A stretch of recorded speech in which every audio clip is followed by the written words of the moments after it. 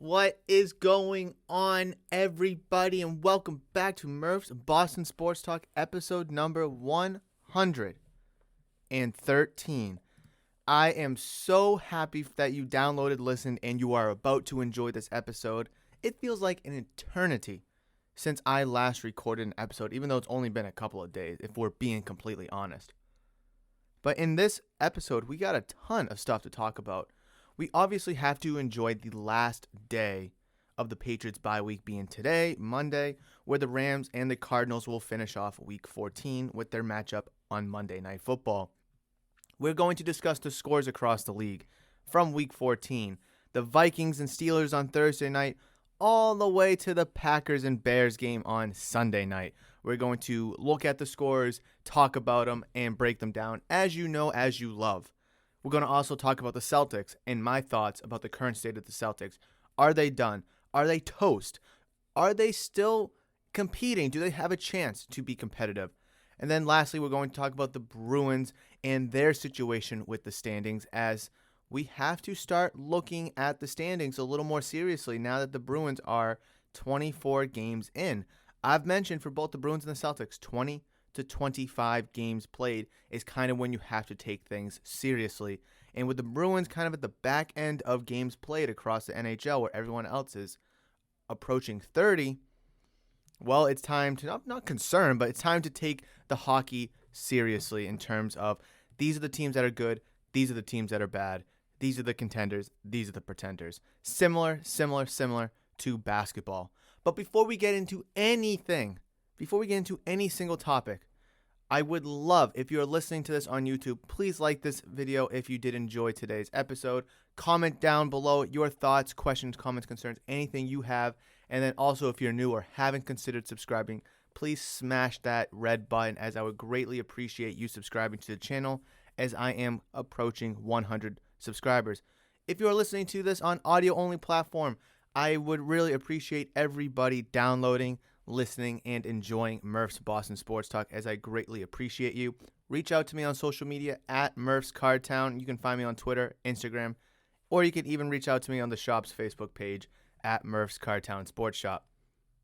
With all the nitty-gritty out of the way, before we dive into the football, which I know you guys are itching for me to talk about, and quite frankly, I'm itching to talk about it because I feel like we haven't talked much football since the Patriots are on their bye week, respectively. But I do have to mention that with this weekend over, I must say I had a fantastic birthday. Some may know, some may not. But this past weekend, yesterday, Sunday, was my birthday. Kim and I went up to Portland. We had some fun, went to some malls. We went to a card show, went to some card shops. And we went out to eat. We had some fun, listened to music, do this and do that.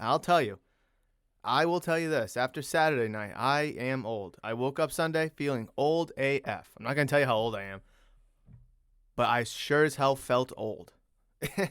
I don't know if it's just, the turn of the clock, if it's just, going up in age. I don't know what it was, but I sure as hell feel old. But I do have to give a massive shout out to my wonderful, beautiful wife, Kim, for making this birthday weekend possible. She planned everything. She paid for everything, and I could not have been more appreciative. I have to mention this. Before we left on Friday, she had my birthday presents sitting on the dining room table. And I know she kind of mentioned to have me open them before we left. And I was like, do you still want me to open them? She was like, no, don't open them. I'm like, so I have to let these sit here all weekend and just think about what you possibly could have got me? And she was like, yeah. I'm like, oh no. So the birthday presents sat on the dining room table all weekend. And I'm thinking about them all weekend because I have no idea what she could have got me. I have ideas, but I have no idea what she got me. We come home, and it's time to open the birthday presents. I'm like, oh, let's open these birthday presents. So we bring all the stuff in. I unpack, I change, and then I go to the table. Now, I stick my hand in there because it was just one big bag, and I don't know how many gifts are in the bag. It could be one, it could be like 30. So I just stuck my hand in there nice and calmly. And the first present that I pull out, take a guess real quick. Take a guess. Pause or just simply think to yourself, comment down below in the YouTube comments, reach out to me via social media at Murph's Cartown. What do you think that Kim got me for my birthday? There was two gifts. One was a Roku for the shop, much needed Roku for the TV so I don't have to handle the TV and the AirPlay. That was the first gift, but that's not the gift I'm excited about. I love that gift. Trust me, that's a much needed gift. I will give you 3 seconds to guess what gift she got me. 1, 2, 3. She got me a Mac Jones jersey. Holy shit. I feel the softness when I went to go reach into the bag. I'm like, a shirt, I don't know, like a flannel or something, maybe a sweatshirt, long sleeve, I don't know, just something nice, right? And I pull it out, and I see it's navy blue, and it's got some red and white into it. I'm like, this ain't what I think it is. I'm starting to take it out. I see the Patriots logo. I see that it's a jersey. I'm like, do not tell me that this is a Mac Jones. Don't do this to me, babe. Don't do this to me. I unraveled it. I see the 10. I'm like, yo.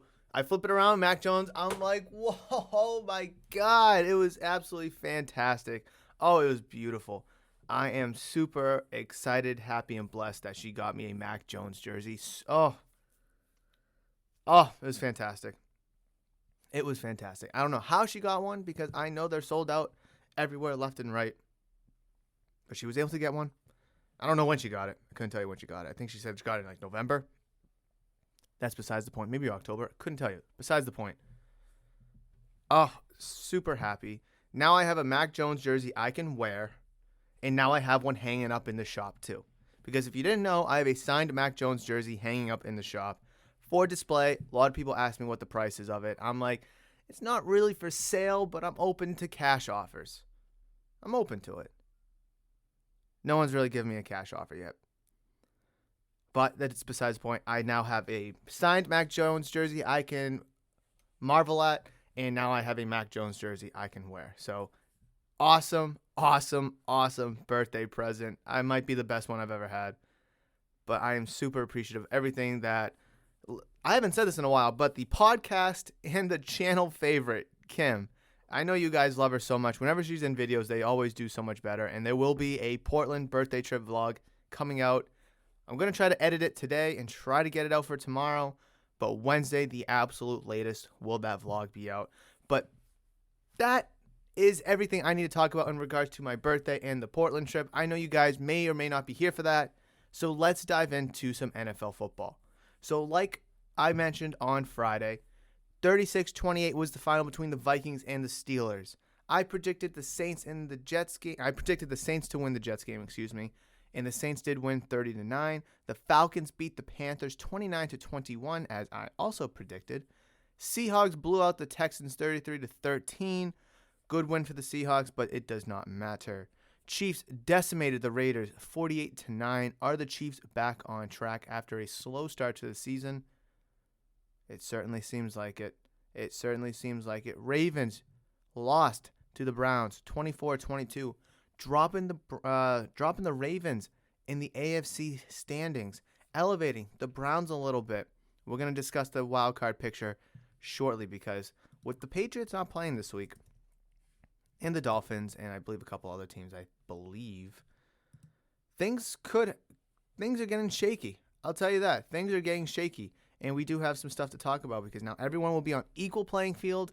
There won't be that 1.5 games or a half a game because of the bye week situation. Everyone after week 14 will have played the same amount of games. So we will have a grand old time talking about the playoff picture for the NFL shortly. Cowboys beat the Washington football team 27-20. Washington is still the 7th seed right now in the NFC picture, so they can still make the playoffs, and I really hope that they do. Personal preference. Titans beat the Jaguars, or I should say the Titans shut out the Jaguars 20-0. Julio Jones came back in his first game in like a month or so. Need to hydrate. Gotta hydrate, ladies and gentlemen. If you don't hydrate, then I don't know. You just hydrate. 49ers beat the Bengals 26-23 in overtime. That was a great game. I did not see this game being as good as it was, although I did mention that it was going to be a sneaky game of the week, and it low-key kind of was. Both teams in their respective conferences have a lot going on, and the Bengals were losing by a bunch early. They came back, forced overtime, but they eventually lost it, unfortunately. But it is what it is. 26-23, 49ers over the Bengals. Buccaneers, Bills. What a game. Buccaneers were destroying the Bills for most of the game, and then the Bills come back out of nowhere. But guess who won? Yep, you guessed it. The Buccaneers. They won in overtime, 33-27. Fantastic win for Tom Brady and the Bucs. Thank goodness they beat the Bills. I saw a meme on Facebook when I was scrolling, and it was like one arm, like, you know, kind of like bro grab, like, you know, like kind of like, you know, how you start a bro hug, where it's like, yeah, it's not a handshake, but it's not like a dap.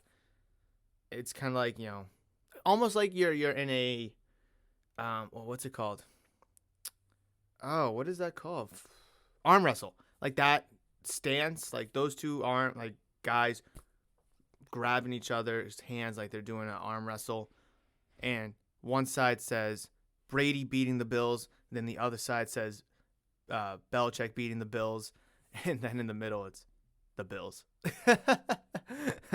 So some things just do not change. Bill Belichick beat the Bills. Tom Brady beat the Bills. We all win. Packers beat the Bears 45-30 in a very intriguing game. Did not see the Bears putting up 30 points against the Packers, but nonetheless, the Packers were able to walk away with that win, making Monday Night Football between the Rams and the Cardinals all that much more important, because the Packers do have the tiebreaker over the Cardinals from that Thursday night matchup when the Cardinals did lose and they lost their perfect season. However, Rams, Cardinals, a lot's on the line for both teams. I believe I predicted the Rams to win this game. I can still see it going either way. I really do. It's definitely going to be a really good game to tune in to watch. But as promised, we are going to talk about the wild card standings. Patriots, well, whatever happens in tonight's Monday Night Football game will not matter to the AFC. But right now, leaving Week 14, the Patriots have the number 1 seed, followed by the Titans at number 2. The Chiefs moved up to number 3. The Ravens dropped down to number 4. The Chargers don't go anywhere. They're still number 5. The Colts vaulted up from the bubble to the number 6 seed. And then, without even playing, they didn't even play a game. They had a bye week this week. And they vaulted up from what? The 9th seed all the way up to the 6th seed? That's fantastic. And the Bills did not go anywhere as they are still the 7th seed. But on the bubble, we have a bunch of teams still on the bubble. We got the Browns at 7-6. We have the Bengals 7-6, the Broncos 7-6, the Steelers 6-1. That tie is kind of coming in favor a little bit as it keeps them alive. But they did lose on Thursday night, which is a massive blow. The Raiders 6-7, Dolphins 6-7. If the season ended right now, I could totally see all these teams in the playoffs that are currently in. I can see the Browns missing it. I can see the Bengals. The Broncos got a nice win. They're 7-6. They're not going away. Steelers 6-1. I just don't see them doing it. That tie serves them for their benefit in the loss column, but it hinders them so badly in the win column. Raiders, they're falling apart. I don't think they're going to make it. And the Dolphins, they've won 5 in a row. They're sneaky good. I don't know. I don't see them making it. I think it's a little bit too late. But if we're being completely honest, they're only 2 games from passing the Bills. Or 1 game from tying the Bills, let's call it that. And they had a bye week this week too. But yeah, Patriots 1, Titans 2, Chiefs 3, Ravens 4, Chargers 5, Colts 6, Bills 7. Beginning of the season, Titans, Chiefs, Ravens, Chargers, Bills were probably all expected to be in the playoffs. Chargers, maybe not. No one expected the Patriots to be the number 1 seed. Maybe a wild card team. No one expected the Chargers. Maybe not, like I mentioned. Colts, I know people were high on the Colts. I know I wasn't at the beginning of the season, but some people were. And they're playing fantastic. They're playing fantastic football right now. They can run the ball. Carson Wentz isn't turning the ball over. He's not making mistakes. The defense has really stepped up. They had a incredibly slow start to the season.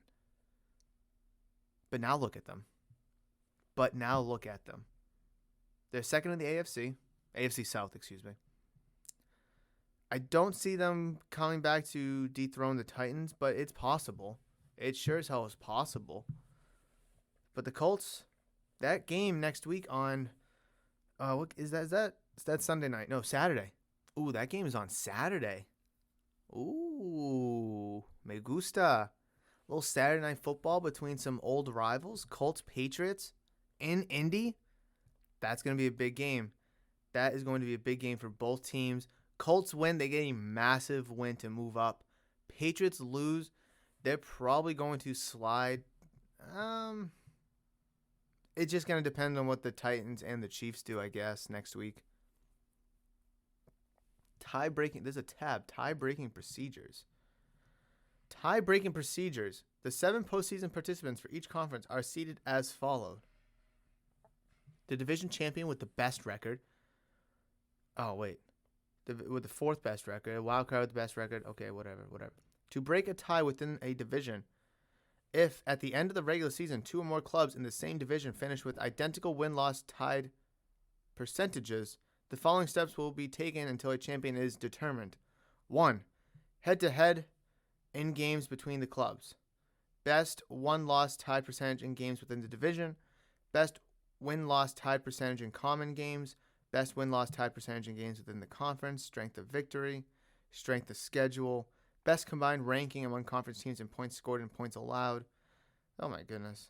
Coin toss. Number 12. After everything, number 12. Coin tossed. That's too funny. You would think best combined ranking among conference teams in points scored and points allowed would be higher. I feel like that would be higher than strength of victory and schedule because that can be kind of, I don't know. I feel like, the Dolphins, for example, when they beat the Patriots. No, how about this? When the Saints beat the Patriots, the Saints at the time was a good team, and they were projected to be a good team. But now you look at it, now the Saints are kind of ass. So, is that like a bad loss against the Patriots? Or is that considered a good loss because the Saints are kind of reeling right now? I don't know. I feel like that's just kind of ass, but I'm kind of getting off railed here. But that is going to wrap it up for football in this episode. We will definitely be talking Patriots, Colts on Friday's episode as Saturday night football, right? Saturday night football is on the horizon. Thursday, we have the Chiefs and Chargers. That's going to be a massive game. That's actually a really big game, if I'm being quite honest. Chiefs, Chargers, Thursday night in Los Angeles. That is on Thursday. Saturday at 4:30, we had the Raiders and the Browns in Cleveland. Big game for 2 teams on the bubble. Winner's going to take a huge step up. Loser's going to take a huge step back. And then Saturday night, December 18th, 8:20 kickoff, you have the New England Patriots and the Indianapolis Colts. And on Friday, we will talk both Raiders and Browns and Patriots and Colts, because why not? But that's going to wrap it up for football in today's episode. If you have any thoughts, questions, comments, concerns about anything we talked about, anything you want to debate or even argue about, reach out to me via social media at Murph's Cardtown. Or if you're listening to this on YouTube, just leave all that stuff down in the comment section below, and I will be responding to everything that is mentioned. Let's look at the Boston Celtics. I mean, do we have to look at the Celtics? No, because who wants to right now? I sure as hell don't. Just a few days ago, they were 13-11, looking promising. Now they're 13-14. They're on a 3-game losing streak as they've lost to the Lakers, Clippers, Suns. They lost to the Phoenix Suns, who did not have Devin Booker and who did not have DeAndre Ayton. Tonight, they play the Milwaukee Bucks in Boston. Then on Friday, they get the Warriors in Boston. I'm not going to get too far ahead of myself. All I'm going to say is this. You ready? Now, I do hold the right to change my opinion later on in the season because the season ultimately is a long one and things can change very easily. But as it stands right now, As it currently stands right now, Celtics are done. I'm off the wagon. I wasn't really never on the wagon.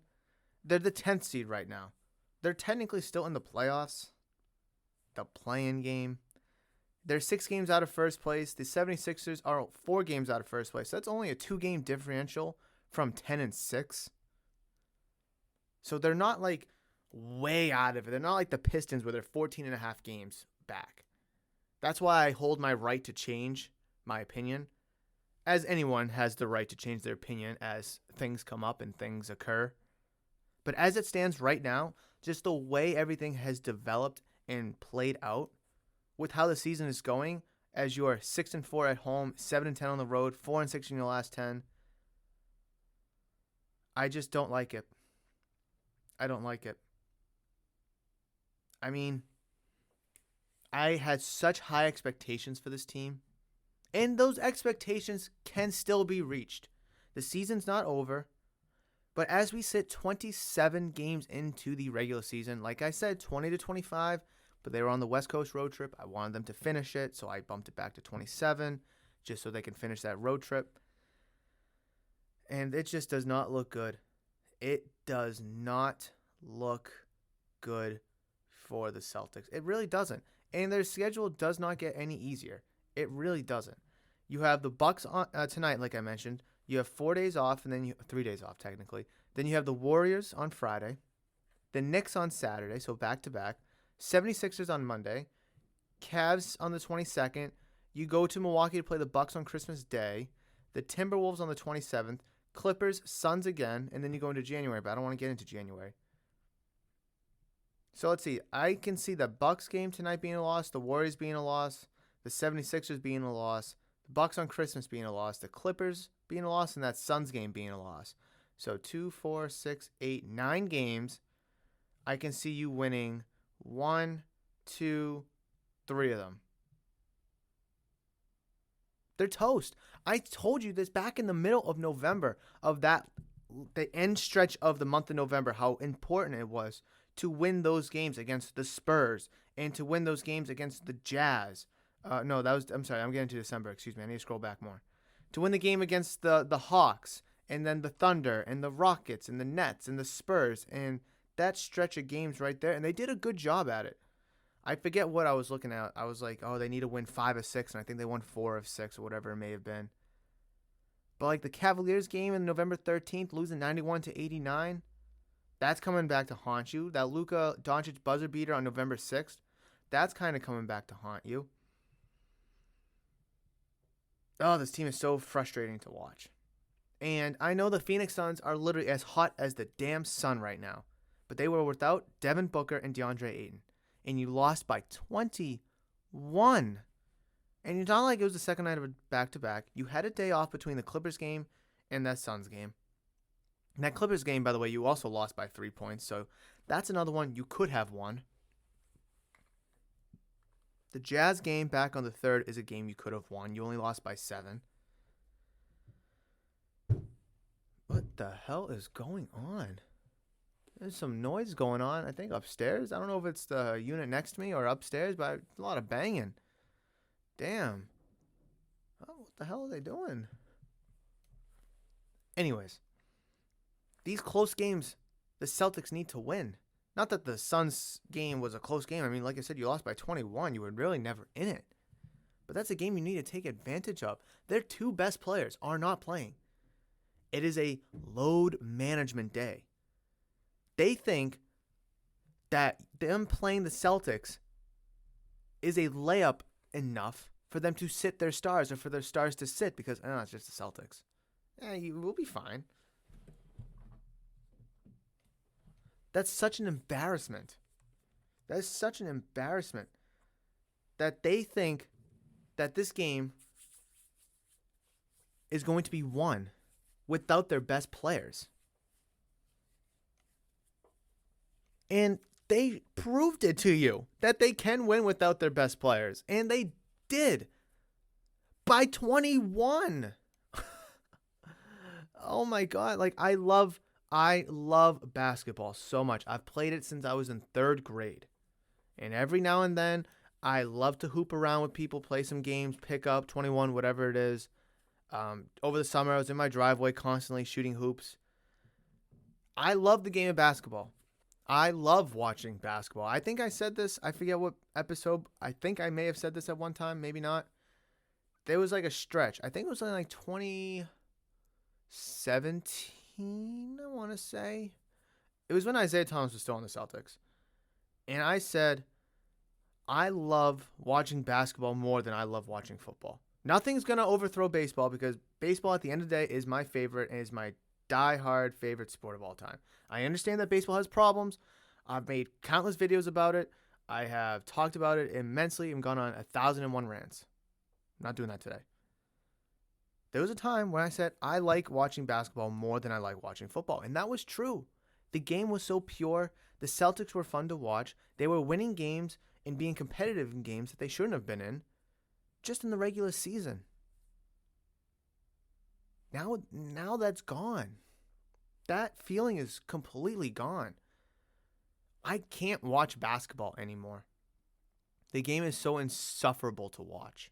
I've said that before. I'm not going on a rant on that today. I've said that countless times on this podcast.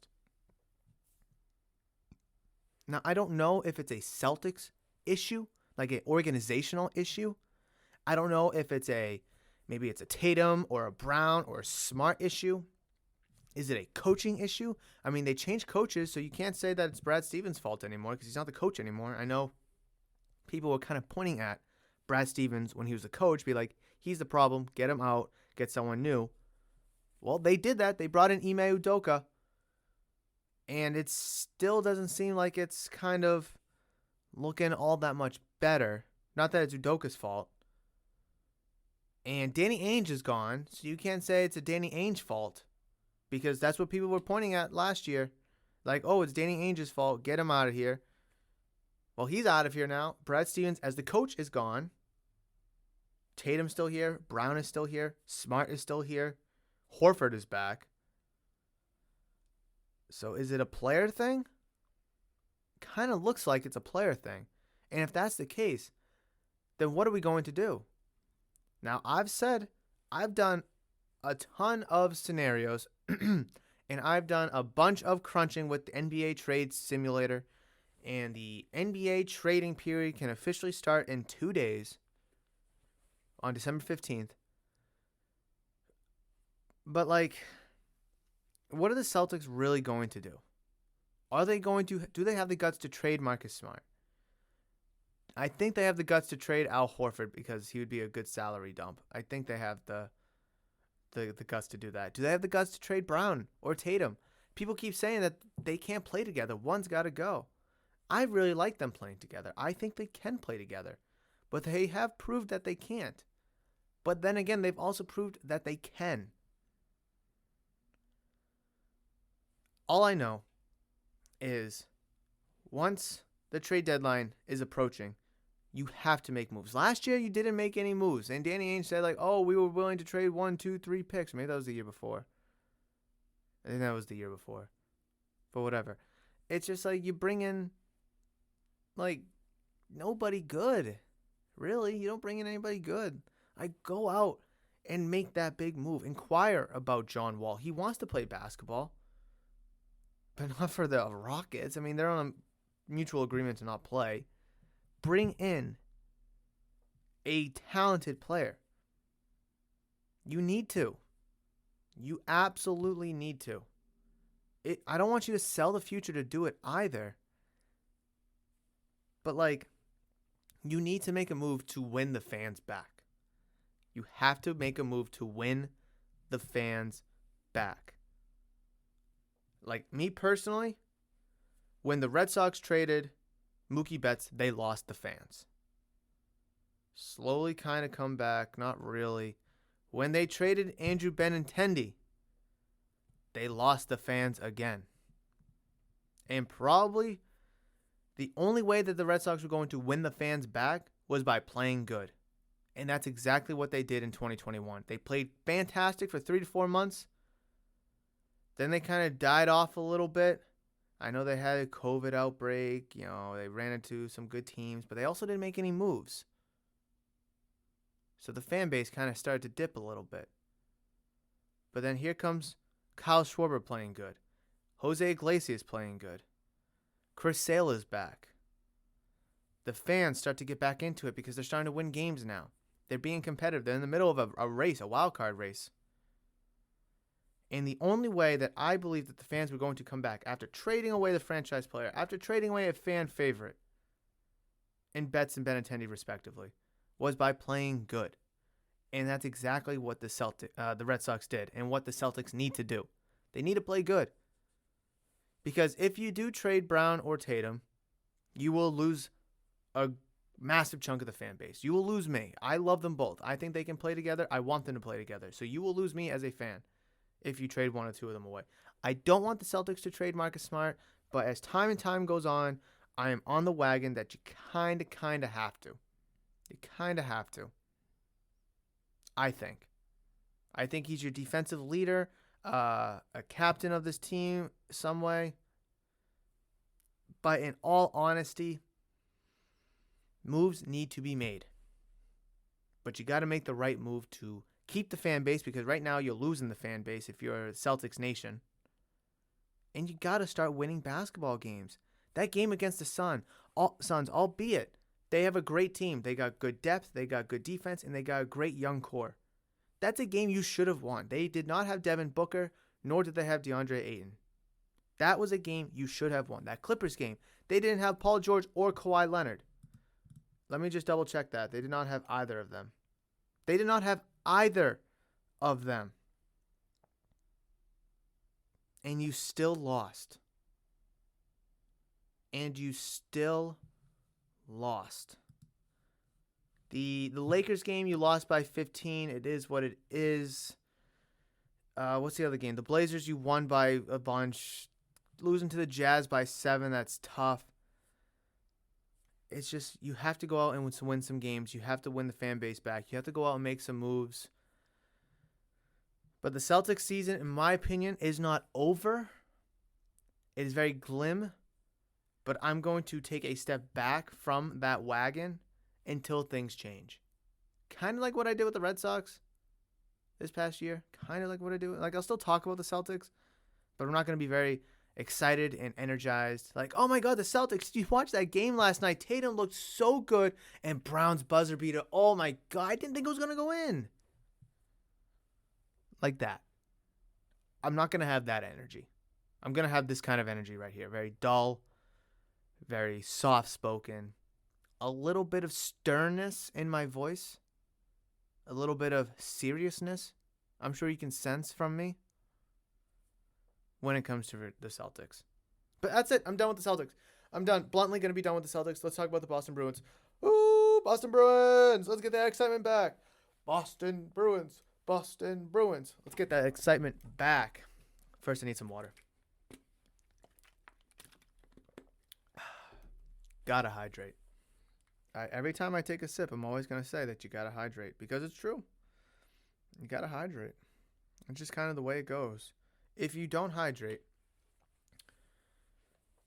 you will die.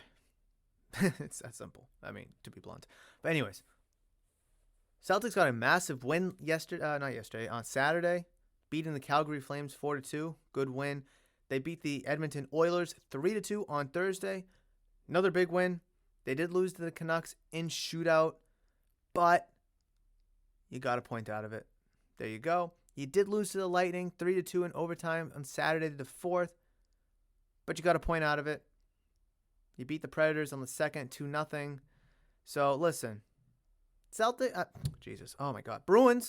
Bruins potentially turning a page here since the first, I guess December 2nd, I should say. That was their first game in December.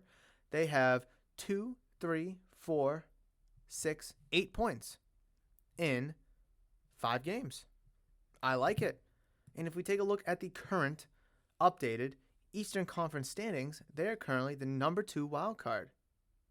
I like it. Hey, they finally jumped the Detroit Red Wings in not only the division but also in the wild card. If the season was to end right now, today, they would be a playoff team. They're 3 points behind the Penguins for that number 1 wild card spot. And they're 8 points behind the Tampa Bay Lightning in the division, and then they're also 10 points from the Maple Leafs and the Panthers. But hey, I have to stop doing that. Why do I always do that? The Bruins are playing much better as of late. They're 5-3-2. Like I always say, if you're not going to get the dub, at least lose in overtime or in the shootouts to give yourself the chance to get the dub, but also just to walk away with a point. That's all I'm looking for. So they got 30 points right now, 24 games played. I like the Bruins. They have a lot of potential. The Maple Leafs are just on fire. The Panthers are just on fire. The Lightning are two-time defending Stanley Cup champions, so you have to expect that from them. But you need to separate yourself from the Sabres, the Senators, the Canadiens. And now, since you passed the Red Wings, you got to vault yourself even further past the Red Wings and give yourself more separation so you can be more considered a Maple Leaf, Panther, or Lightning type contender rather than a potential contender in the Red Wings.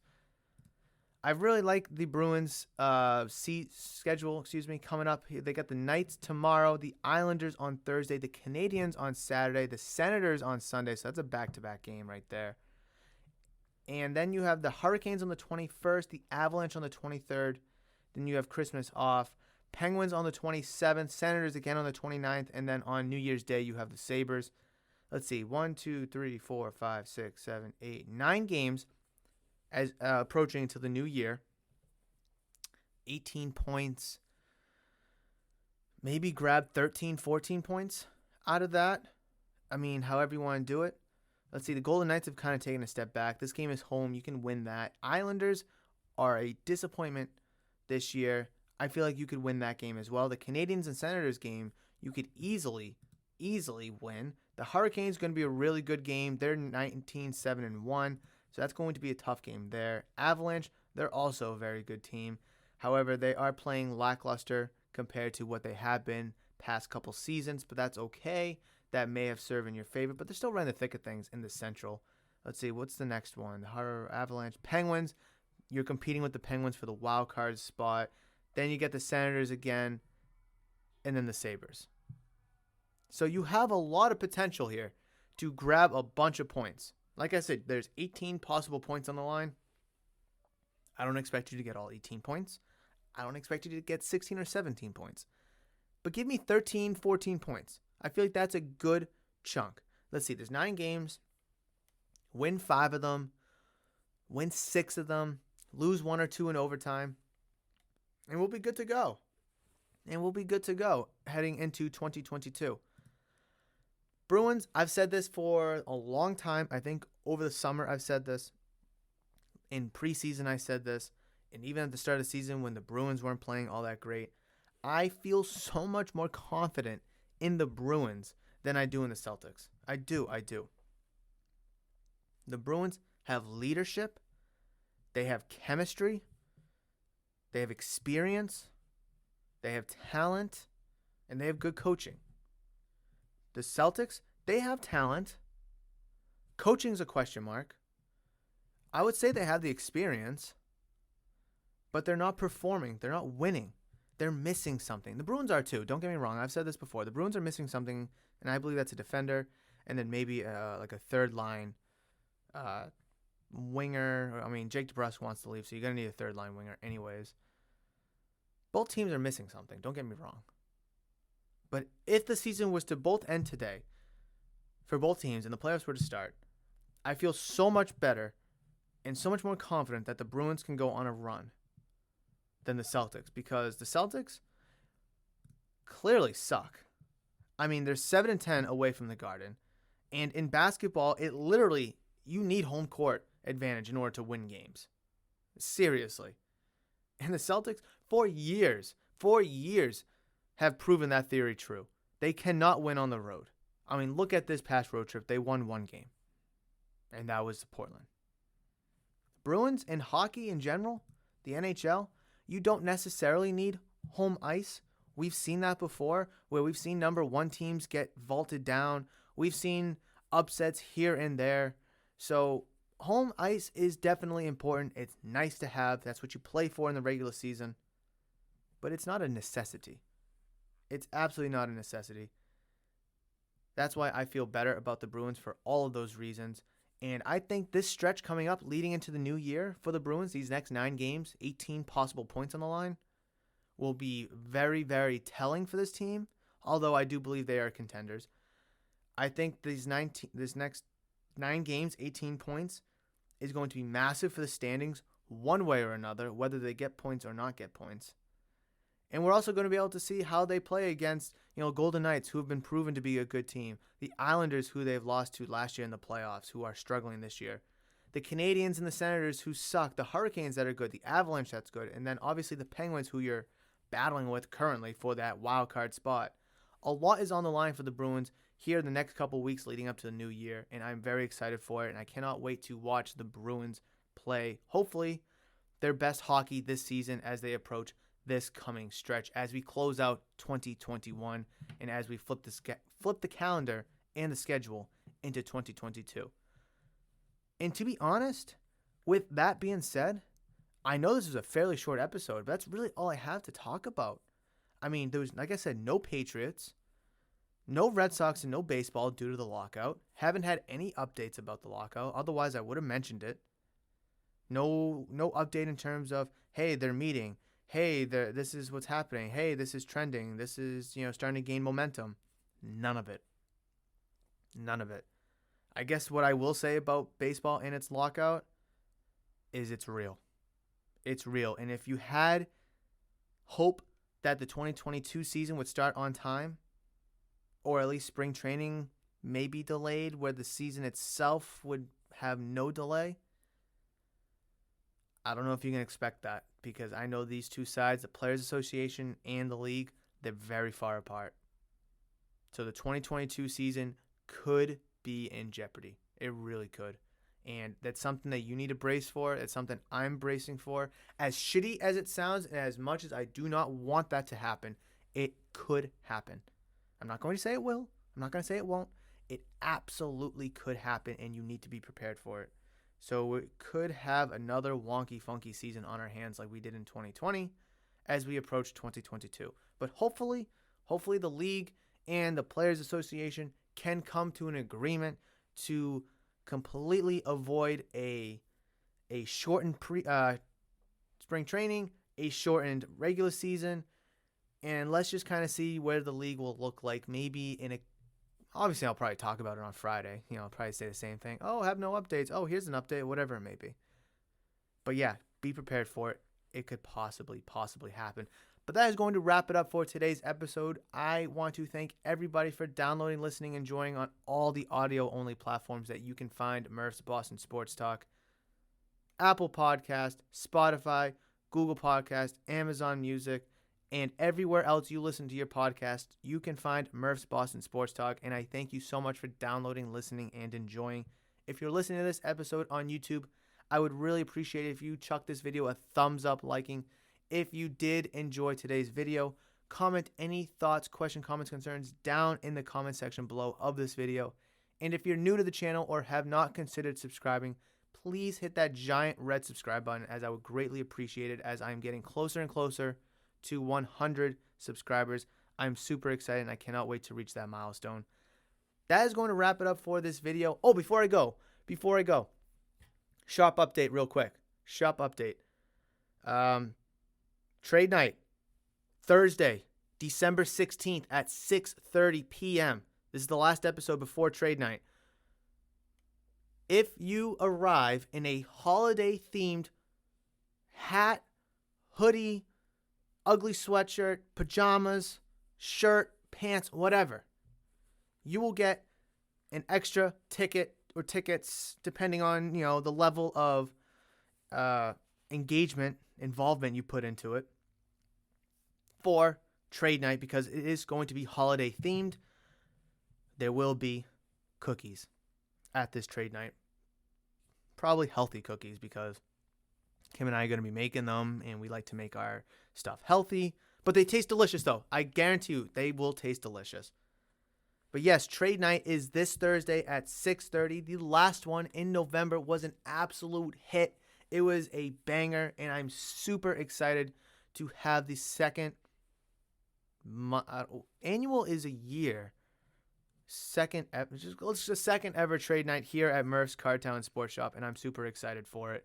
So definitely bring your cards and be ready to buy, sell, and trade with other sports card collectors, hobbyists, investors in the community here at Murph's Cardtown Sports Shop. I cannot wait for it. It's going to be super fun. I will have a vlog out for that. Obviously, I will be recording throughout the duration of the night, and I will try to get a trade night vlog out for you relatively soon after. But like I said, that is going to wrap it up for today's episode. I thank you so much for downloading, listening, enjoying, liking, commenting, and subscribing on YouTube. I will catch you in the next one. But between now and then, you guys know that I love you, and I will always, always see you.